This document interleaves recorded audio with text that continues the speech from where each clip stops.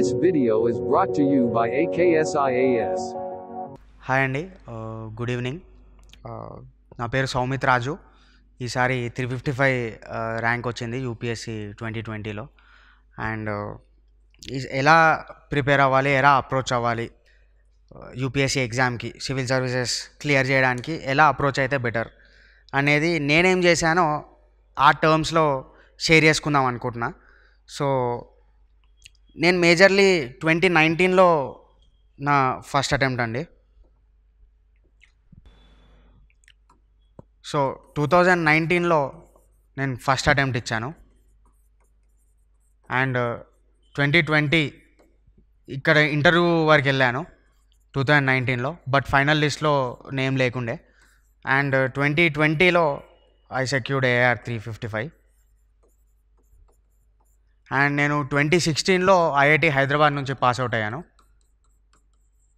In computer science engineering.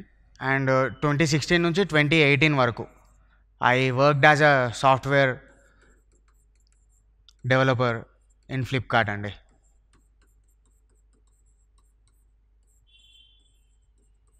So this is my brief background. And నా optional వచ్చేసి political science.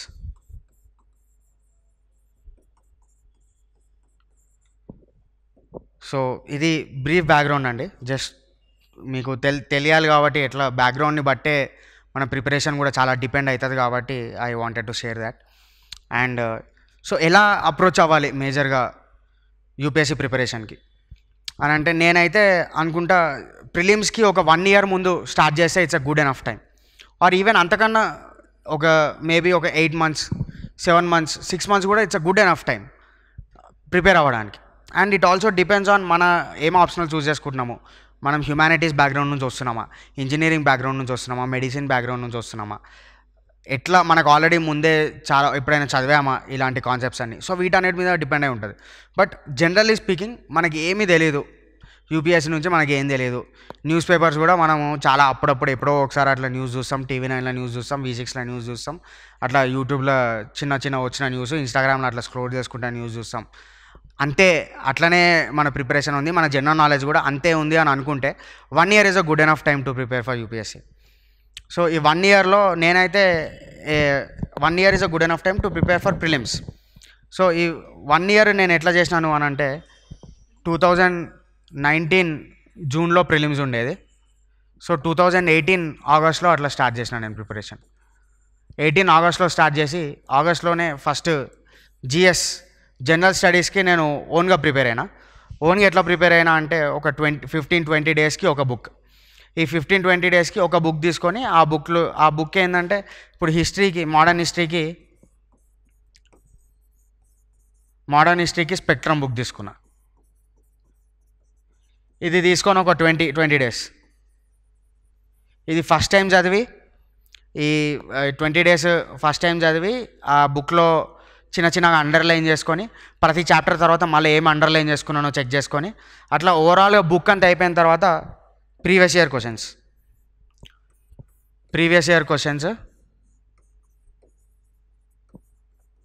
మేజర్గా first prelims మీదనే focus చేస్తుండే నేను. ఎందుకంటే నాకు అనిపించింది ప్రిలిమ్స్ క్లియర్ చేయకపోతే మనకి మెయిన్స్ రాసే అవకాశమే లేదు. సో అందుకోసం ప్రిలిమ్స్ క్లియర్ చేయడానికి మనం మ్యాక్సిమం ఛాన్సెస్ ఇంప్రూవ్ చేసుకోవడానికి ట్రై చేద్దామని చెప్పి ప్రిలిమ్స్ మీద మేజర్గా ఫోకస్ పెడుతుండే. సో ఈ ప్రీవియస్ ఇయర్ క్వశ్చన్స్ చూసి, అండ్ టెస్ట్ సిరీస్ నుంచి, టెస్ట్ సిరీస్ అంటే ఇప్పుడు 2019కి నేను ప్రిపేర్ అవుతుండే కదా. సో 2018 ఎగ్జామ్కి ఏవేవైతే టెస్ట్ సిరీస్ రిలీజ్ అయినాయో మార్కెట్లో, ఆ టెస్ట్ సిరీస్ అన్నీ తీసుకున్నా. ఒక 3-4 కోచింగ్ ఇన్స్టిట్యూట్ నుంచి టెస్ట్ సిరీస్ తీసుకొని అవన్నీ జస్ట్ చూసుకుంటూ పోతుండే. అంటే ఎంతవరకు చదవలేదు అదంతా పక్కన పెట్టేసి, చదువు సాగుతూనే ఉంటుంది ప్యారలల్గా. అట్లా కూడా టెస్ట్లు ఓపెన్ చేసి అసలు దాని గురించి తెలియకపోయినా తెలుసుకున్నా కానీ క్వశ్చన్స్ చూస్తుండే. అంటే నాకు ఉన్న దాంతోనే నేను ఎట్లయితే కరెక్ట్ ఆప్షన్ చూస్ చేసుకోగలుగుతా, ఉన్న నాలెడ్జ్తోని how can I find out the right answer అనే ఒక స్ట్రాటజీతో ప్రిపేర్ అవుదాము ప్రిలిమ్స్ అని చెప్పి నాకుండే. సో అందుకోసం రైట్ ఫ్రమ్ ఒక ప్రిపరేషన్లోకి వెళ్ళిన ఒక 2-3 months నుంచే నేను క్వశ్చన్స్ స్టార్ట్ చేసిన previous year questions. So almost ఒక ప్రిలిమ్స్ రీచ్ అయ్యే టైంకి నేను ఒక 10,000 క్వశ్చన్స్ చేసి ఉంటాను. 10K క్వశ్చన్స్ అంటే ఒక 100 టెస్టులు చేసి ఉంటా. ఐదర్ అది టెస్ట్ లాగా సాల్వ్ చేయని, లేకపోతే ఆ క్వశ్చన్ పేపర్ తీసుకొని జస్ట్ అట్లా క్వశ్చన్స్ ఒక్కొక్కటి సాల్వ్ చేసుకుంటూ వెళ్ళి దాంట్లో నుంచి నోట్స్ రాసుకొని మళ్ళీ చదువుకోవడానికి. సో అది ప్రీవియస్ ఇయర్ కరెంట్ అఫైర్స్ ఉంటాయి కదా, దాంట్లో 2018 కరెంట్ అఫైర్స్ ఉంటాయి కదా, అవి ఎందుకు సాల్వ్ చేయడము, ఇట్లా ఇవన్నీ డౌట్స్ వస్తూ ఉంటాయి. కానీ 2018 కరెంట్ అఫైర్స్ 2020కి కూడా ఇంపార్టెంటే. 2018 కరెంట్ అఫైర్స్తో పాటు ఆ కరెంట్ అఫైర్ ఒకటే కాకుండా దాని వెనక కాన్సెప్ట్ కూడా మనకి ఇస్తారు కదా. సో ఆ కాన్సెప్ట్ అనేది డెఫినెట్లీ మనకి ఇంపార్టెంటే కదా. సో అందుకోసం ఏ క్వశ్చన్ సాల్వ్ చేసినా అది 2018 క్వశ్చన్ కానివ్వండి, 1984 క్వశ్చన్ కానివ్వండి, అది ఇంపార్టెంటే. ఎందుకంటే దాంట్లో నుంచి ఏదో ఒకటి నేర్చుకుంటాం. సో మనకి 2018లో కరెంట్ అఫైర్ వచ్చింది అనుకోండి, ఫర్ ఎగ్జాంపుల్ మెటర్నిటీ యాక్ట్ మీద ఏదో కరెంట్ అఫైర్ వచ్చింది, దాని తర్వాత ఇంకో అమెండ్మెంట్ జరిగింది. అది ఒకసారి మనం ఆ టెస్ట్ సిరీస్ నుంచి ఆ క్వశ్చన్ తీసుకొని దాన్ని ఒకసారి గూగుల్ చేసి చూసినాం అనుకోండి, మనకు తెలిసిపోతుంది. పిఆర్ఎస్ లెజిస్లేటివ్ వెబ్సైట్లో మనకు తెలిసిపోతుంది అంతకుముందు యాక్ట్లు ఏముండే, ఇప్పుడు యాక్ట్లో ఎట్లా చేంజెస్ వచ్చినాయి. సో ఈ ఇయర్ కరెంట్ అఫైర్స్ కవర్ అవుతుంది, ఆ స్టాటిక్ యాక్ట్ గురించి మనం తెలుసుకున్నట్టు అవుతుంది. సో ఓవరాల్గా మొత్తం కవర్ అయిపోతుంది. అండ్ ఇట్లా ఎవ్రీ 15-20 డేస్కి నేను ఒక బుక్ చదువుతుండే. బుక్ అంటే బుక్ ఆర్ కోర్స్. సో ఈ బుక్ లిస్ట్ నేనేం ప్రిపేర్ అయినా అని అంటే పాలిటీ, జనరల్గా ఓవరాల్గా మనం సబ్జెక్ట్స్ని డిస్ట్రిబ్యూట్ చేసుకుంటే ఇట్లా వస్తాయి. పాలిటీకి లక్ష్మీకాంత్. ఆర్ మీరు ఏదైనా బుక్ తీసుకొని చదవచ్చు, దానికి ఏం ప్రాబ్లం లేదు. కాకపోతే బేసిక్ కాన్సెప్ట్స్ అనేవి అవ్వాలి. అండ్ ఈసారి మనం ఒక లాస్ట్ 2-3 ఇయర్స్ నుంచి మీరు క్వశ్చన్ పేపర్ చూసుకుంటే ఈ జడ్జి ఎన్నేళ్ళు ఉంటాడు, హైకోర్టుకి ఎవరు, ఇట్లాంటి మరీ న్యూమరికల్గా ఎంత ఉన్నాయి, ఎన్ని టర్మ్స్, ఎన్ని ఇయర్స్ టర్మ్ ఉంది, ఇట్లాంటి క్వశ్చన్స్ ఏమి వస్తలేవు. మేజర్గా ఫిలాసఫికల్ క్వశ్చన్స్ వస్తున్నాయి. అంటే అండర్స్టాండింగ్ ఎంతవరకు ఉన్నది క్యాండిడేట్కి అని చెప్పి టెస్ట్ చేస్తున్నారు. సో దీనికి మనం లక్ష్మీకాంతే చదవాల్సిన అవసరం లేదు. మనం ఏదైనా మేజర్ ఒక బేసిక్ పాలిటీ బుక్ తీసుకొని అవి చదివినా చాలు. దాంతోపాటు క్వశ్చన్స్, ఎన్ని క్వశ్చన్స్ సాల్వ్ చేస్తే అంత క్లారిటీ. మోడర్న్ హిస్టరీకి స్పెక్ట్రమ్ చదివినా నేను. స్పెక్ట్రమ్ ఒకటే కాకుండా స్పెక్ట్రమ్తో పాటు క్వశ్చన్స్, ఎన్ని క్వశ్చన్స్ సాల్వ్ చేస్తే అన్ని. ఎకానమీకి నేను యూట్యూబ్లో మృణాల్ కొన్ని లెక్చర్స్ పెట్టాను. సో ఈ యూట్యూబ్లో ఈ లెక్చర్స్ చూసుకొని దీంట్లోకి వెళ్ళి నోట్స్ చేసుకొని మళ్ళీ క్వశ్చన్స్. సో ఈ క్వశ్చన్స్ అన్నీ సాల్వ్ చేస్తూ ఈ క్వశ్చన్స్లో నుంచి ఏ టాపిక్స్ అయితే నా నోట్స్లో లేవో అవన్నీ మళ్ళీ నోట్స్లో రాసుకుంటుండే, ఆర్ ఒకవేళ ఉన్నా కానీ మళ్ళీ రాసుకుంటుండే కొత్తగా ఉంటే. సో ఇట్లా క్వశ్చన్స్ నుంచి మనకు చాలా కొత్త టాపిక్స్ తెలుస్తూ ఉంటాయి. కరెంట్ అఫైర్స్లో తగలొచ్చు, స్టాటిక్ ఇప్పుడు మనకి సెక్షనల్ టెస్ట్లో తగలొచ్చు, ఓవరాల్ ఫుల్ టెస్ట్లో తగలొచ్చు. సో ఏ క్వశ్చన్లో కొత్త టాపిక్ కనిపిస్తున్నా కానీ అది తీసుకెళ్ళి మళ్ళీ నోట్స్లో రాసుకుంటుండే. సో ఇవి మళ్ళీ మల్టిపుల్ టైమ్స్ రివైజ్ చేస్తుండే. సో ఫస్టే స్పెక్ట్రమ్ చదివినప్పుడు నోట్స్ రాసుకోలే నేను. ఫస్ట్ స్పెక్ట్రమ్ చదవడానికి 20 డేస్ పట్టింది అనుకోండి, 15 to 20 డేస్ పట్టింది. ఈ 20 డేస్ తర్వాత ఈ క్వశ్చన్స్ చూసి, ప్రీవియస్ ఇయర్ క్వశ్చన్స్ చూసి ఎట్లా ఇస్తున్నారు క్వశ్చన్స్, యూపీఎస్సీ క్వశ్చన్స్ ఎట్లా ఇస్తుంది, టెస్ట్ సిరీస్లో క్వశ్చన్స్ ఎట్లా ఇస్తున్నారు, ఎట్లా చదవాలని ఒక అండర్స్టాండింగ్ వచ్చిన తర్వాత మళ్ళీ సెకండ్ టైం స్పెక్ట్రమ్ చదివినప్పుడు నోట్స్ చేసుకున్నా. సెకండ్ టైం చదివినప్పుడు నోట్స్ చేసుకొని మళ్ళీ క్వశ్చన్ చేసేటప్పుడు మళ్ళీ అందులోకి వెళ్ళి కొత్త కాన్సెప్ట్స్ వచ్చినా, కొత్త టాపిక్స్ వస్తే వాటిని మళ్ళీ గూగుల్ చేసి, కావాలంటే గూగుల్ చేసినప్పుడు ఇంకా కొంచెం ఎక్స్ట్రా కాన్సెప్ట్స్ కనబడితే అవి కూడా తీసుకెళ్ళి నోట్స్లో రాసుకుంటుండే.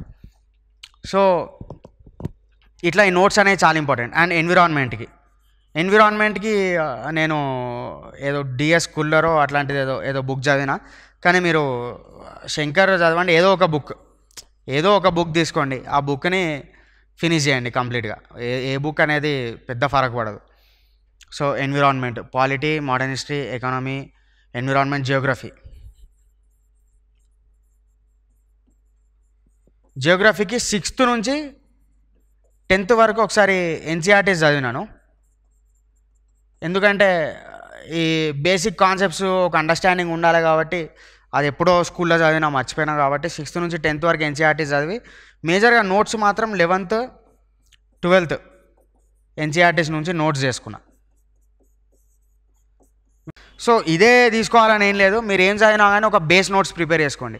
ఈ బేస్ నోట్స్ ప్రిపేర్ చేసుకున్న తర్వాత ఈ బేస్ నోట్స్ జస్ట్ 50% అవుతుంది మీది టోటల్ నోట్స్లో. మిగతా 50% నోట్స్ అన్నీ మనకి టెస్ట్ సిరీస్ సాల్వ్ చేస్తుంటూ వచ్చేయాలి. సో టెస్ట్ సిరీస్ సాల్వ్ చేస్తున్నప్పుడు ఏ కొత్త కాన్సెప్ట్ వచ్చినా ఇందులో ఇప్పుడు ఈ బేస్ నోట్స్లో రాని కాన్సెప్ట్స్ దీంట్లో టెస్ట్ సిరీస్లో వచ్చినాయి అనుకోండి, అది మనం ఒక ఆపర్చునిటీలా చూడాలి. అంటే రాలేదు, అయ్యో నేను చదవలేనా, నోట్స్లోకి వెళ్ళి వస్తలేవు అని చూడకుండా ఒక కొత్త కాన్సెప్ట్ వచ్చింది నోట్స్లో నేను మిస్ అయినా అంటే అది నాకు ఇప్పుడు నా నోట్స్లో యాడ్ చేసుకోవడానికి ఒక ఆపర్చునిటీ లా అనేదాన్ని చూడాలి. సో అది తీసుకెళ్ళి మళ్ళీ మన టోటల్ నోట్స్లో యాడ్ చేసుకుంటే ఓవరాల్గా ఈ టెస్ట్ సిరీస్ ఇంకా ఈ బేస్ నోట్స్ మొత్తం కలిపి, ఈ బేస్ నోట్స్ ఏమో మనం బుక్స్ ఆర్ కోర్సెస్ నుంచి చేసేసినాం. సో అండ్ టెస్ట్ సిరీస్ నుంచి ఎన్ని టెస్ట్ సాల్వ్ చేస్తే అంత ఎక్కువ నోట్స్ కూడా మనది ఇంప్రూవ్ అవుతూ ఉంటుంది. సో మరీ ఏది పడుతుంది కాకుండా మీరు ఆల్రెడీ ప్రీవియస్ ఇయర్ క్వశ్చన్స్ చూసినారు, టెస్ట్ సిరీస్ చూసినారు కాబట్టి ఎట్లాంటి క్వశ్చన్స్ అడుగుతున్నారు అనే ఒక ఐడియా వస్తుంది. కాబట్టి అట్లా ఆ టార్గెటెడ్ నోట్సే మనం రాసుకుంటే చాలా హెల్ప్ అవుతుంది. సో ఓవరాల్గా ఇట్లా సో ఇది అప్రోచ్ ఉండే ప్రిలిమ్స్కి మేజర్గా చేయడానికి. బట్ ఈ 1 ఇయర్ ఆగస్ట్ నుంచి 1 ఇయర్ 10 months ఆగస్ట్ నుంచి జూన్ వరకు ఎట్లా ప్రిపేర్ అయినా అంటే ఎవ్రీ డే షెడ్యూల్ ఎట్లున్నాయంటే హాఫ్ డే ఆప్షనల్కి. ఈ ఆప్షనల్ నేను పొలిటికల్ సైన్స్ తీసుకున్నాను కాబట్టి క్లాస్కి వెళ్తుండే, క్లాస్కి వెళ్ళి క్లాస్ నుంచి వచ్చిన తర్వాత మళ్ళీ క్లాస్లో చెప్పింది రివైజ్ చేస్తుండే, మళ్ళీ నెక్స్ట్ డే క్లాస్కి వెళ్ళే ముందు మళ్ళీ ఒకసారి ఆ ముందు రోజు ఏమేమి చెప్పినారో అవి కూడా రివైజ్ చేస్తుండే. సో ఇట్లా ఓవరాల్గా ఒక మల్టిపుల్ టైమ్స్ రివిజన్ అనేది అయింది. సో హాఫ్ డే మొత్తం ఆప్షనల్కే పోయేది, ఎందుకంటే కొత్త సబ్జెక్ట్ నాకు అది. ఇట్లా ఒక 5 months అయింది. 5 months ఆప్షనల్ ప్లస్ మిగతా హాఫ్ డే ఏమో ఈ జిఎస్ నేను ఏదైతే ఇందాక ఆ బుక్స్ తీసుకొని ఆ టెస్ట్ సిరీస్ సాల్వ్ చేయడం ఇవన్నీ ఈ మిగతా హాఫ్ డేలో చేసేవాడిని. సో ఇట్లా ఒక 5 monthsలో మేజర్గా ప్రిలిమ్స్ పోర్షన్ అనేది అయిపోయింది. జిఎస్కి ప్రిలిమ్స్కి స్టాటిక్ పోర్షన్ అయినా, కొన్ని కరెంట్ అఫైర్స్ అయినా, ఈ టెస్ట్ సిరీస్ నుంచి ప్రీవియస్ ఇయర్ టెస్ట్ సిరీస్ అయినా, సో ఇట్లా మేజర్గా ఇదంతా కవర్ అయిపోయింది ఈ హాఫ్ డేలో. మిగతా హాఫ్ డే మొత్తం ఆ 5 monthsలో పిఎస్ఐఆర్ పోర్షన్, పిఎస్ఐఆర్కి కొన్ని టెస్ట్ సిరీస్ తీసుకుని ఒకటి చిన్న ఆన్సర్లు రాయడము, పిఎస్ఐఆర్ అండర్స్టాండింగ్ చాలా డెవలప్ అయింది ఆ 5 monthsలో, ఎందుకంటే మళ్ళీ చదువుతుండే అది. సో ఇట్లా ఒక 5-6 monthsలో మేజర్గా ఒక స్టాటిక్ పోర్షన్, ఒక బేస్ అనేది ఫార్మ్ అయిపోయింది. సో ఈ బేస్ అనేది ఫార్మ్ అయిన తర్వాత నెక్స్ట్ ఇక మనకి రివిజన్ స్టార్ట్ చేసుకోవాలి. రివిజన్ స్టార్ట్ చేసినప్పుడు టెస్ట్ సిరీస్ అండ్ నోట్స్ ఈ రెండు వెరీ ఇంపార్టెంట్. సో నోట్స్ మళ్ళీ ఎక్కడెక్కడైతే వీక్ ఉన్నామో ఒక మల్టిపుల్ టైమ్స్ అవి, తర్వాత టెస్ట్ సిరీస్ ప్యారలల్గా, అంటే నోట్స్ రివైజ్ చేసుకుంటూ టెస్ట్ సిరీస్లో క్వశ్చన్స్ సాల్వ్ చేయడం, నోట్స్ రివైజ్ చేసుకుంటూ టెస్ట్ సిరీస్లో క్వశ్చన్స్ సాల్వ్ చేయడం. సో ఇట్లా ఆల్టర్నేటివ్గా every now and then test సిరీస్తో పాటు నోట్స్తో పాటు టెస్ట్ సిరీస్. సో అట్లా కంటిన్యూ చేస్తూ పోతే మనది ఈ టెస్ట్ సిరీస్ నుంచి నోట్స్కి యాడ్ అవుతుంది. ఈ నోట్స్ వల్ల మనం టెస్ట్ సాల్వ్ చేయగలుగుతాం. ఈ టెస్ట్ సిరీస్ నుంచి మళ్ళీ కొత్త కాన్సెప్ట్స్ అవి నోట్స్ మనం చేంజ్ చేసుకుంటూ ఉంటాం. సో ఇట్లా ఒక రెండిటికి ఒక ఫీడ్బ్యాక్ లూప్ ఉంటుంది, ఆ ప్రిపరేషన్కి ఈ ప్రిపరేషన్కి. సో ఇట్లా ఆల్మోస్ట్ నేను చెప్పినట్టు ఒక 10,000 క్వశ్చన్స్ సాల్వ్ చేసిన నేను ప్రిలిమ్స్కి, అంటే ఆల్మోస్ట్ ఒక 100 tests.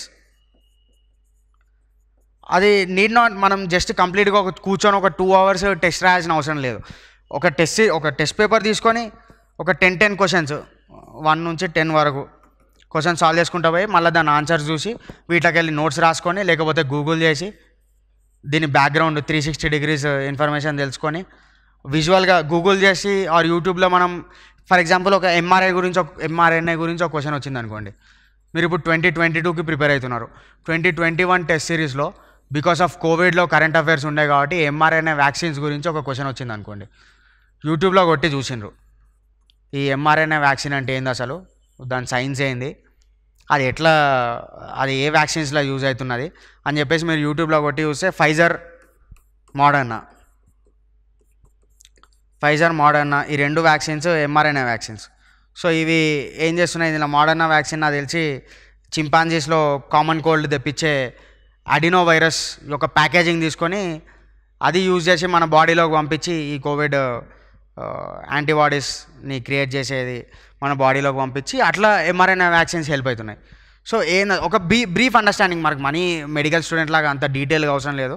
క్వశ్చన్ వస్తే ట్యాకిల్ చేసేలాగా ఒక బ్రీఫ్ అండర్స్టాండింగ్, కాన్సెప్చువల్ అండర్స్టాండింగ్ తెచ్చుకుంటే సరిపోతుంది మనకి. సో అది మనం యూట్యూబ్లో చూసినా గూగుల్లో చూసినా మనకు అర్థమవుతుంది. సో ఇట్లా 2021 ఇప్పుడు 2022కి మీరు ప్రిపేర్ అయితే 2021 టెస్ట్ సిరీస్ తీసుకొని దాంట్లో కరెంట్ అఫైర్స్ క్వశ్చన్ వచ్చినా కానీ ఆ కాన్సెప్ట్ తీసుకొని దాన్ని గూగుల్ చేసి అది నోట్స్లో రాసుకోండి. సో అట్లా మీకు ఒక బేస్ నోట్స్ అనేది ఫార్మ్ అయిపోతుంది. అండ్ ఈ నోట్ మేకింగ్ అనేది కూడా ఎట్లుండాలంటే, ఇప్పుడు ఇండిసెస్ అడుగుతున్నారు. ఇండిసెస్ అంటే వరల్డ్ ఎకనామిక్ ఫోరం కొన్ని ఇండిసెస్ క్రియేట్ చేస్తుంది. World bank for example is of doing business index create చేస్తుంది. దాంట్లో ఇండియా ర్యాంక్ ఎంత, ఫస్ట్ ర్యాంక్ ఎవరిది, అండ్ అది ఎట్లా చేంజ్ అయితే వస్తుంది. Is of doing business ranking for example 2019 నుంచి 2021 వరకు ఎట్లా చేంజ్ అయింది ఇండియా ర్యాంక్. అండ్ ఇదే ఈజ్ ఆఫ్ డూయింగ్ బిజినెస్ స్టేట్స్కి కూడా మన నీతి ఆయోగ్ ఇస్తుంది along with world bank. So ఇండియాలో ఏ స్టేట్స్ లీడింగ్లు ఉన్నాయి, ఎట్లా చేంజ్ అయినాయి. సో ఇట్లా ఒక నోట్ క్రియేట్ చేసుకోండి. ఆ నోట్లో index, India rank and some extra ఏవేవైతే నోట్స్ ఉన్నాయో, ఇప్పుడు వేరే ఫస్ట్ ర్యాంక్ ఎవరు, లేకపోతే నీతి ఆయోగ్లు ఇచ్చే స్టేట్ ర్యాంకింగ్స్ ఎట్లున్నాయి, అట్లా ఒక టేబుల్ లాగా గీసుకొని ఇట్లా నోట్స్. అండ్ ఎన్విరాన్మెంట్లో నేషనల్ పార్క్స్ ఉంటాయి. నేషనల్ పార్క్కి మీరు యూ టేక్ అ మ్యాప్ తీసుకోండి. మ్యాప్ తీసుకొని అదంతా, సో ఇట్లా మ్యాప్ తీసుకొని, సారీ కరెక్ట్గా రాలేదు. సో మ్యాప్ తీసుకొని అవి పాయింట్ చేసి, అవి for example man and biosphere reserves programme ఉంటుంది యునెస్కోది. ఈ యునెస్కో మ్యాన్ అండ్ బయోస్ఫియర్స్ ప్రోగ్రాంలో ఏవేవి నేషనల్ పార్క్స్ ఉన్నాయి అవి తీసుకొని అవి ఒక మ్యాపింగ్ అనేది చేసుకుంటే ఇట్లా ఇక్కడ ఉన్నాయి, ఇక్కడ ఇట్లా ఉన్నాయి. సో ఇట్లా విజువల్గా మనం నోట్ మేకింగ్ చేసుకుంటే తర్వాత రివైజ్ చేసేటప్పుడు చాలా ఈజీ అవుతుంది. నేషనల్ పార్క్స్ అయినా, టైగర్ రిజర్వ్స్ అయినా, లేకపోతే రివర్స్కి మీరు ఎవరి నోట్లో, ఇవన్నీ నేను పేపర్లో కాకుండా ఎవరి నోట్లో, అంటే మనకు ల్యాప్టాప్ ఉంటే దాంట్లో ఆన్లైన్లో ఎవరి నోట్ అని ఒక సాఫ్ట్వేర్ ఉంటుంది, లేకపోతే మైక్రోసాఫ్ట్ వన్ నోట్ అని ఒక సాఫ్ట్వేర్ ఉంటుంది. రెండు ఫ్రీగా వాడుకోవచ్చు. ప్రీమియం వర్షన్ ఉంటుంది, ఫ్రీగా వాడుకోవచ్చు. సో ఈ ఫ్రీ దాంట్లో ఇవన్నీ పిక్చర్స్ పెట్టి ఇట్లా మ్యాపింగ్ చేసుకొని విజువల్గా నోట్స్ చేసుకునేవాడిని. ఎందుకంటే ఫర్ ఎగ్జాంపుల్ ఇప్పుడు మనం బుద్ధుని గురించి చదువుతూ ఉంటాం ఆర్ట్ అండ్ కల్చర్లో. సో బుద్ధ గురించి చదివినప్పుడు ఇండియాలో యూపీ బీహార్ ఉంటాయి కదా, సో పైన నేపాల్ ఉంటుంది. ఈ యూపీ బీహార్లో చాలా ప్లేసెస్ ఉన్నాయి. ఇప్పుడు నేపాల్లో లుంబిని ఉన్నది, ఇక్కడ శ్రవస్తిపూర్, కుషినగర్ అని చెప్పి ప్లేసెస్ ఉన్నాయి. సో ఇవి గూగుల్ మ్యాప్లో కొట్టేసి ఇట్లా ఒకటి గూగుల్ మ్యాప్లో ఇక్కడ నుంచి ఇక్కడికి ఎట్లా వెళ్ళాలి, ఇక్కడ నుంచి ఇక్కడికి అని కొట్టేసి ఈ స్క్రీన్ షాట్ తీసుకొని ఇది తీసుకెళ్ళి నా నోట్స్లో పెట్టుకునేవాడిని. సో అట్లా పెట్టుకుంటే ఈ ప్లేసెస్ కవర్ అయిపోయినాయి. వాటి జియోగ్రఫీ ఇప్పుడు టాప్ టు బాటమ్ అడుగుతుంది, అది కవర్ అవుతాయి. ఈస్ట్ వెస్ట్ అన్ని జియోగ్రఫీ కవర్ అయింది, మనకు ప్లేసెస్ కూడా కవర్ అయిపోయినాయి. సో ఇట్లా గుర్తుంటాయి. ఇట్లా ఒక ఇన్నోవేటివ్గా నోట్ మేకింగ్ చేసుకుంటే it will be very helpful for us.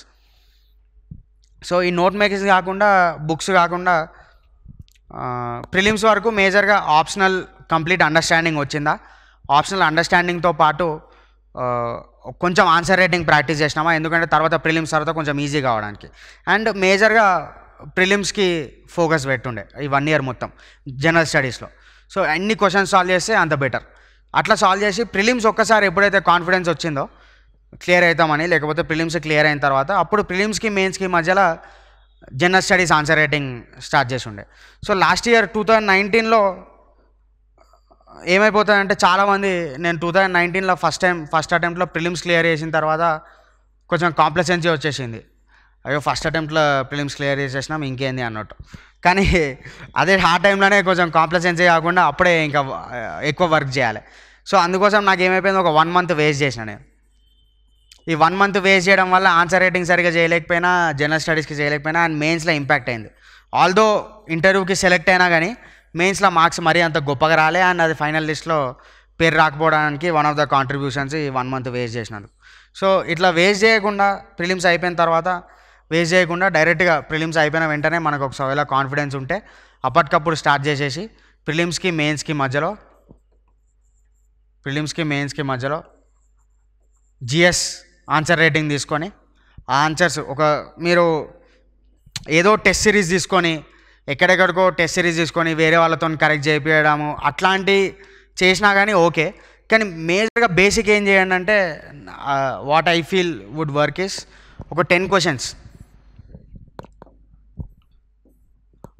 questions తీసుకొని ఎవ్రీడే 10 questions ఆర్ 5 questions తీసుకొని వీటికి జస్ట్ ఆ క్వశ్చన్ ఆన్సర్ ఎంత టైం తీసుకొని అయినా రాయండి. ఒక మేబీ గూగుల్ చేసి మంచి మంచి పాయింట్స్ తీసుకొని, లేకపోతే మీ నోట్స్ ఎత్తుక్కొని మంచి మంచి పాయింట్స్ తీసుకొని ఇంట్రొడక్షన్, బాడీ, కంక్లూజన్ 3 కలిపి ఈ క్వశ్చన్ అండ్ ఆన్సర్ క్రియేట్ చేసుకొని ఒక క్వశ్చన్ బ్యాంక్ ప్రిపేర్ చేసుకోండి క్వశ్చన్ అండ్ ఆన్సర్స్కి. GS 1కి 1 నుంచి 4 వరకు, 1 2 3 4 అన్నిటికీ క్వశ్చన్ బ్యాంక్ ప్రిపేర్ చేసుకొని ఈ ఆన్సర్స్ అనేవి ఎప్పటికప్పుడు రివైజ్ చేస్తూ ఉండండి. ఎందుకనంటే మీరు ఒక 100 క్వశ్చన్స్ క్రియేట్ చేసుకున్నారు అనుకోండి GS 1కి, అండ్ వాటికి ఆన్సర్ మీరే గూగుల్ చేసి, మీరే రీసెర్చ్ చేసి, నోట్స్లు ఎతికి, అక్కడ ఎతికి మంచి ఆన్సర్స్ ప్రిపేర్ చేసుకొని ఇవి మళ్ళీ మళ్ళీ చదివినారు అనుకోండి, అసలు వేరే ఏం చదవకపోయినా కానీ ఈ 100 ఆన్సర్స్లోకి వెళ్ళి మీరు చాలా క్వశ్చన్స్ రిపీట్ అవుతాయి, లేకపోతే రిలవెంట్ క్వశ్చన్స్ వస్తాయి. ఇవే పాయింట్స్ యూజ్ చేసి మీరు ఆ క్వశ్చన్స్ ట్యాకిల్ చేయొచ్చు. సో ఇట్లా ఒక క్వశ్చన్ బ్యాంక్ ప్రిపేర్ చేసుకొని GS 1కి 2కి 3కి 100 క్వశ్చన్లు లేకపోతే 60 క్వశ్చన్లు ఒక్కొక్క దానికి ప్రాక్టీస్ చేసి వాటికి క్వశ్చన్ అండ్ ఆన్సర్స్ రాసుకొని అవి మళ్ళీ మళ్ళీ చదివి ఆ ఆన్సర్స్ని కూడా మీరు మళ్ళీ డెవలప్ చేసుకుంటే it becomes very very easy to right answers in actual mains examination. And so ఇట్లా ఫస్ట్ ప్రిలిమ్స్ మీద కాన్సన్ట్రేట్ చేయండి, ఎందుకంటే prelims is becoming more and more Daisy. And మీరు రీసెంట్గా మొన్న వచ్చిన పేపర్ చూసినా కానీ చాలా ర్యాండమ్గా క్వశ్చన్స్ వచ్చినాయి. మనము డైరెక్ట్గా ఎన్సీఆర్టీ నుంచి, ఈ స్పెక్ట్రమ్ నుంచి ఇళ్ళకెళ్ళి కూడా క్వశ్చన్స్ పడతలేవు డైరెక్ట్గా. సో ఎన్ని ఎక్కువ క్వశ్చన్స్ సాల్వ్ చేసి ఎంత క్యూరియాసిటీ ఉంటే, క్యూరియాసిటీ కూడా ఎందుకు ఇంపార్టెంట్ అంటే ఇప్పుడు ఈ వరల్డ్ టెస్ట్ ఛాంపియన్షిప్ మీద క్వశ్చన్ వచ్చింది. క్యూరియాసిటీ ఉండి, లేకపోతే మీరు ఒకవేళ క్రికెట్ ఫాలో అవ్వకపోతే క్యూరియాసిటీ లేకపోతే అట్లాంటి క్వశ్చన్స్ సాల్వ్ చేయలేము. ఫార్ములా 1 ఏదో అవార్డు ఇచ్చి అందులో ఎవరు ఎక్కువ గెలుచుకున్నారు, టైగర్ వుడ్స్, ఈ రోజర్ ఫెదరర్, ఇట్లా వీటి మీద కూడా క్వశ్చన్ వచ్చింది. సో ఇది ఎంత ఎక్కువ క్యూరియాసిటీ ఉంటే అట్లా డెవలప్ అవుతుంది. ఫర్ ఎగ్జాంపుల్ మొన్న భారతరత్న కొంతమందికి అవార్డు చేసినప్పుడు ఆ భారతరత్న అంటే ఏంది అవార్డు చేసినప్పుడు మనకి కరెంట్ అఫైర్స్లో వస్తుంది. కరెంట్ అఫైర్స్ న్యూస్ పేపర్లోనో ఎక్కడనో మీరు చూస్తారు, యూట్యూబ్లోనో ఎక్కడనో చూస్తారు కదా, న్యూస్లో, TV9లోనో ఏదో ఛానల్లో. సో అది చూసిన వెంటనే మీరు గూగుల్లోకి వెళ్ళి అసలు భారతరత్న అంటే ఏంది, ఇది ఎప్పుడు స్టార్ట్ చేసిండ్రు, ఏ ఇయర్లో మిస్ అయింది భారతరత్న, ఫారినర్స్ ఎవరెవరికి భారతరత్న వచ్చింది, భారతరత్న కాకుండా వేరే అవార్డ్స్ ఏమున్నాయి, పద్మ అవార్డ్స్ ఉన్నాయి, అవేంటి, భారతరత్నలో లేటెస్ట్ భారతరత్న ఎవరికి ఇచ్చిండ్రు, ఫస్ట్ భారతరత్న ఎవరికి ఇచ్చిండ్రు, భారతరత్న ఇచ్చిన వాళ్ళలో ప్రైమ్ మినిస్టర్స్ ఎవరెవరు ఉన్నారు. సో ఇట్లా ఓవరాల్ ఒక 360 డిగ్రీస్ మీరు జస్ట్ ఒక వికీపీడియా ఓపెన్ చేసి చూస్తే అందులోకి వెళ్ళి నోట్స్ రాసుకున్నారనుకోండి భారతరత్న మీద, మీకు ఇది ఎప్పటికీ ఉండిపోతుంది మీ నోట్స్లో. అండ్ మళ్ళీ ఒకసారి మీరు ప్రిలిమ్స్ రివైజ్ చేసినప్పుడు ఈ నోట్స్ ఓపెన్ చేసి చూస్తే అయిపోతుంది. సో కరెంట్ అఫైర్స్ ఇట్లానే ప్రిపేర్ అవ్వచ్చు. కరెంట్ అఫైర్స్ అనేది యూ డోంట్ నీడ్ టు, అంటే ఏదో కరెంట్ అఫైర్స్ బుక్లెట్స్ వస్తున్నాయి ఎవ్రీ మంత్, అది నేను మళ్ళీ చదువుతా అనేది కాకుండా ఇట్లా కరెంట్ అఫైర్స్ మేజర్గా న్యూస్లో, ఇప్పుడు న్యూస్ పేపర్లో ఒకటి వచ్చింది కరెంట్ అఫైర్స్, భారతరత్న అవార్డు వేసిందని చెప్పి ఈరోజు వచ్చింది అనుకోండి. సో అసలు భారతరత్న గురించి ఒక 360 డిగ్రీస్లో మీరు గూగుల్లో పోయి కొట్టి, గూగుల్లో వికీపీడియా ఓపెన్ చేసి అట్లా భారతరత్న గురించి లింక్డ్ పద్మ అవార్డ్స్ కాబట్టి పద్మ అవార్డ్స్ కూడా కవర్ అయిపోతాయి మనకి. సో అట్లా నోట్స్ లేదు వచ్చిన, కరెంట్ అఫైర్స్ లేదు ఉన్నా కానీ అది జస్ట్ వెళ్ళి గూగుల్లో కొట్టి వికీపీడియా ఓపెన్ చేసి, వికీపీడియా ఆల్రెడీ ఆర్టికల్లో మనకి బ్లూ కలర్లో లింకులు కూడా ఉంటాయి కదా, అక్కడ నుంచి వేరే దగ్గర పోవడానికి డైరెక్ట్ అది కొట్టి కొంతసేపు అట్లా వికీపీడియాలో నాలెడ్జ్ కన్జ్యూమ్ చేసుకోండి, ఒక 1 అవర్ అట్లా కన్జ్యూమ్ చేసుకొని మనకి ఇంట్రెస్టింగ్ ఏమైనా ఉంటే అది నోట్స్లో రాసుకోండి. ఫర్ ఎగ్జాంపుల్ మీకు డైరెక్ట్గా కరెంట్ అఫైర్స్ ఎట్లా ప్రిపేర్ కావాలి, సైన్స్ అండ్ టెక్నాలజీ నేను ఎట్లా ప్రిపేర్ కావాలి అని అనుకున్నారు అనుకోండి, సైన్స్ అండ్ టెక్నాలజీలో మేజర్గా ఏముంటాయి, శాటిలైట్స్ ఉంటాయి, శాటిలైట్స్, వైరసెస్, డిసీజెస్, కొన్ని టెక్నాలజికల్ కాన్సెప్ట్స్, అంటే ఇప్పుడు virtual reality, augmented reality, AI, ML ఇట్లాంటివి. సో ఇవన్నీ మీకు టాపిక్స్ తెలుసు, లేదా ఏదైనా టాపిక్స్ ఏమేమి ఉన్నాయి అని చెప్పేసి ఏదైనా కరెంట్ అఫైర్స్ బుక్లెట్లో సైన్స్ అండ్ టెక్నాలజీ ఓపెన్ చేసి జస్ట్ వాటి ఏమేమి సబ్ హెడ్డింగ్స్ ఉన్నాయో అవి చూడండి. ఆ సబ్ హెడ్డింగ్స్ తీసుకొని వెళ్ళి గూగుల్లో కొట్టండి, సబ్ హెడ్డింగ్స్ తీసుకెళ్ళి గూగుల్లో కొట్టి ఆ గూగుల్ నుంచి మీరు నోట్స్ చేసుకోండి. మీకు యూట్యూబ్లో కొడితే ఈజీగా గుర్తుండిపోతుంది. ఇప్పుడు గూగుల్లో కొట్టి శాటిలైట్ మన PSLV గురించి అవుతారు, PSLV GSLV మధ్యలో డిఫరెన్స్ ఏంది, GSLVలో కొత్త వర్షన్స్ వచ్చినాయి, వాటి మధ్యలో డిఫరెన్స్ ఏంది, ఇండియాలో లాంచర్స్ ఏమున్నాయి, ఇండియన్ శాటిలైట్స్ ఏమున్నాయి, ఫస్ట్ శాటిలైట్ ఏది, ఫస్ట్ శాటిలైట్ ఆర్యభట్ట ఎక్కడి నుంచి లాంచ్ అయింది, ఇండియా నుంచి లాంచ్ అయిందా, రష్యా నుంచి లాంచ్ అయిందా, ఇండియా నుంచి లాంచ్ అయిన ఫస్ట్ శాటిలైట్ ఏంది, రోహిణి ఎక్కడి నుంచి లాంచ్ అయింది. సో ఇట్లా ఓవరాల్గా ఈ చదివినప్పుడు మీ అంతటా మీరే క్వశ్చన్స్ అడుక్కొని ఈ క్వశ్చన్స్కి ఆన్సర్ గూగుల్ ఎత్తికి అన్నకెళ్ళి నోట్స్ రాసుకున్నారు అనుకోండి, it becomes very easy. Current affairs అనేది వాళ్ళు ఇచ్చిన కరెంట్ అఫైర్సే చదవాల్సిన అవసరం లేదు. మనం ఆ సబ్ హెడ్డింగ్స్ తీసుకొని గూగుల్లో కొట్టేసి అట్లా, లేకపోతే న్యూస్ పేపర్ నుంచి వచ్చింది ఒక టాపిక్ తీసుకొని దాని మీద రీసెర్చ్ చేసిన, వికీపీడియా పేజ్ ఓపెన్ చేసి చదివినా, that is more than enough. So current affairs గురించి ఎక్కువ భయపడాల్సిన పని లేదు. ఆ టాపిక్స్ ఏమేమి ఉన్నాయి, ఇప్పుడు ఫర్ ఎగ్జాంపుల్ కోవిడ్ పాండమిక్ నడుస్తుంది. సో కోవిడ్ గురించి మీరు కరెంట్ అఫైర్స్ చేసుకుందాం అనుకున్నారు. అసలు ఏమేమి ఉంటాయి కోవిడ్ గురించి కరెంట్ అఫైర్స్? కోవిడ్ గురించి వ్యాక్సిన్స్ ఉంటాయి. వ్యాక్సిన్స్ కాకుండా కోవిడ్ గురించి వైరసెస్ ఉంటాయి. ఈ వైరసెస్లో కోవిడ్ ఈ SARS-CoV-2 అనేది ఏం వైరస్? అది RNA వైరసా, DNA వైరసా? RNA వైరస్కి DNA వైరస్కి డిఫరెన్స్ ఏంది? డబుల్ స్టాండర్డా, సింగిల్ స్టాండర్డా? ఇదంతా మీరు PYQs అవుతే ప్రీవియస్ ఇయర్ క్వశ్చన్స్ చూస్తే దాంట్లో ఇట్లాంటి క్వశ్చన్స్ వచ్చినాయి. సో అందుకోసం వెళ్ళిపోతాయి. వ్యాక్సిన్స్ గురించి చదివినప్పుడు మనకి అడినో వైరస్ గురించి చదువుతాం. సో ఈ అడినో వైరస్ అంటే ఏంది? ఆ అడినో వైరస్కి HIV వైరస్కి డిఫరెన్స్ ఏంది? అండ్ ఇట్లా బ్యాక్టీరియాకి వైరసెస్కి డిఫరెన్స్ ఏంది? బ్యాక్టీరియల్ డిసీజెస్ ఏమున్నాయి? ట్యూబర్క్యులోసిస్ అనేది బ్యాక్టీరియా డిసీజా? సో ఇట్లా ఒక కోవిడ్ గురించి స్టార్ట్ చేసి మొత్తం రిలేటెడ్ టాపిక్స్ అన్నీ ఒక రోజులో కవర్ చేయవచ్చు మీరు. Right from tuberculosis to polio to everything about diseases. Medicine గురించి మీరు కావాలంటే ప్లాంట్ సెల్, యానిమల్ సెల్ గురించి. సో అట్లా మీరే లింక్ చేసుకుంటా ఒక క్వశ్చన్ తర్వాత ఇంకో క్వశ్చన్ మీరు అడుక్కొని అట్లా ఒక నోట్స్ అనేది కంప్లీట్గా ఒక నోట్ అంతా ప్రిపేర్ అయిపోతుంది ఒక రోజు కూర్చుంటే కోవిడ్ మీద. సో నాట్ జస్ట్ కోవిడ్, దాని వెనక స్టాటిక్ పోర్షన్ మొత్తం అయిపోయింది. ఏదైతే ఇంపార్టెంట్ టాపిక్స్ RNA DNA గురించి అయిపోయింది, వ్యాక్సిన్స్ గురించి అయిపోయినాయి. అండ్ పాండమిక్స్ అంటే ఏంది? ఇంతకుముందు ఏమేం పాండమిక్స్ వచ్చినాయి? ఈ ఎబోలా పాండమిక్ ఎక్కడ స్టార్ట్ అయింది, ఏ కంట్రీలో స్టార్ట్ అయింది, అది ఒక చిన్న మ్యాప్ స్క్రీన్ షాట్ తీసుకొని అది నోట్స్లో పెట్టేసుకున్నారు అనుకోండి. ఈ ఎబోలా పాండమిక్ నైజీరియాలో ఉందా, తర్వాత DRCలో అయింది. DRC అంటే democratic republic of Congo. So ఈ కాంగో గురించి చదివినప్పుడు ఈ కాంగో అనేది ఎక్కడ ఉంది, అది సీ కోస్ట్లో ఉందా, దాంట్లో ఏం రివర్ ఉంది? సో ఇట్లా ఆల్ ఇంటర్లింకింగ్ ఉండాలి. అంటే ఏది వచ్చినా కానీ మనం ఏ టాపిక్ చదివినా కానీ దాని తర్వాత ఒక రిలేటెడ్ టాపిక్ చదివితే ఆ టాపిక్లో జియోగ్రఫీ చదవండి, ఆ టాపిక్లో ఎకానమీ ఎట్లుంది, దాంట్లో ఇప్పుడు ఈ DRC గురించి చదివినప్పుడు పక్కన ఆఫ్రికన్ కంట్రీస్ చూడండి. ఆ పక్కన ఆఫ్రికన్ కంట్రీస్ చూసినప్పుడు మనకి రవాండా అని ఒక కంట్రీ తగులుతుంది. రవాండా అని వికీపీడియాలో కొట్టండి. రవాండాని వికీపీడియాలో కొడితే, గూగుల్లో కొడితే మనకి హోటల్ రవాండా అని ఒక సినిమా వస్తుంది. ఈ హోటల్ రవాండా మూవీలో ఏముంది? ఈ హుతు తుత్సి ఇద్దరు రెండు ఎథ్నిక్ గ్రూప్స్ మధ్యలో ఒక పెద్ద క్లాష్ జరిగింది. రయాట్స్ జీనోసైడ్, దాన్ని అసలు ఏమంటారు, జీనోసైడ్ అంటే ఏంది, రయాట్స్ అంటే ఏంది? 1995లో అరౌండ్ 1995 జరిగింది. సో అప్పుడు ఏమైంది? సో ఇట్లా ఓవరాల్గా ఇంటర్లింకింగ్, అంటే కోవిడ్ నుంచి స్టార్ట్ చేసి మనం ఇక్కడ హోటల్ రవాండా మూవీ వరకు వెళ్ళినాం. సో ఇట్లా ఓవరాల్గా ఇంటర్లింకింగ్ చేసుకుంటా మీరు ఇవన్నీ ఏం చదవాలనేది ఎట్లా తెలుస్తుంది అంటే ప్రీవియస్ ఇయర్ క్వశ్చన్స్ మళ్ళీ చూస్తే, మెయిన్స్ క్వశ్చన్స్ అయినా ప్రిలిమ్స్ క్వశ్చన్స్ అయినా ఎప్పటికప్పుడు మనం ప్రీవియస్ ఇయర్ క్వశ్చన్స్ అయినా టెస్ట్ సిరీస్ అయినా సాల్వ్ చేస్తుంటే అసలు ఏది ఇంపార్టెంట్, ఎట్లా చదవాలనేది తెలుస్తుంది. సో అట్లా మీరు ఏ ఒక్క టాపిక్ నుంచి స్టార్ట్ చేసినా కానీ ఎక్కడికో వెళ్ళిపోయి అదంతా ఒక నోట్స్ చేసుకొని రివైజ్ అయిపోతుంది. సో ఇట్లా ప్రిపరేషన్ అనేది ఇట్లా హోలిస్టిక్గా, కొంచెం ర్యాండమ్గా, కొంచెం హోలిస్టిక్గా, కొంచెం క్యూరియాసిటీతోని ఇంక్లూడ్ అయి ఉంటే ప్రిపరేషన్ అనేది చాలా ఈజీగా అవుతుంది. సో ఇదే ఇట్లా కొంచెం క్యూరియాసిటీ ఉంచుకోండి. అండ్ నోట్ మేకింగ్ అనేది very important. Previous year questions చూడడం కూడా వెరీ వెరీ ఇంపార్టెంట్. ఎందుకంటే చాలా క్వశ్చన్స్ రిపీట్ అవుతున్నాయి అండ్ మనకి ఎట్లా చదవాలో ఒక ఐడియా కూడా వస్తుంది. అండ్ ఒక విజువల్ నోట్స్ చేసుకుంటే మనకి తర్వాత రివైజ్ చేసేటప్పుడు కూడా చాలా ఈజీ అవుతుంది. So this is what I wanted to convey and all the best. This video is brought to you by AKSIAS.